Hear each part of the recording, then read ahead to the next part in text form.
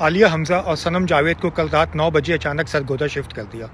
کوئی وجہ نہیں سوائے اس کے کہ ان بے گناہ خواتین کو اذیت پہنچائی جائے۔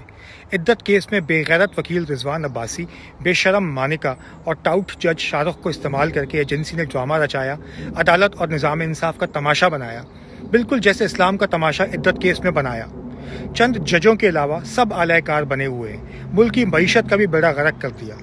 اپنی ذاتی امیج بلڈنگ کی خاطر کل چھٹی دے کے غریب پاکستان کا 350 ارب روپے کا نقصان کیا۔ بالکل صحیح کہا عمران خان نے کہ ایک شخص جنگل کا بادشاہ بنا ہوا ہے۔ شاید بادشاہت میں بھی اتنے ننگے پن سے جرائم نہیں ہوتے جیسے پاکستان میں ہو رہے ہیں۔ ملک کی سب سے بڑی سیاسی جماعت کو دیوار کے ساتھ لگانے کی ناکام کوشش میں ملک کے ہر ادارے کو تباہ کر دیا ہے۔ سوال اٹھتا ہے، آخر یہ کیا چاہتے ہیں؟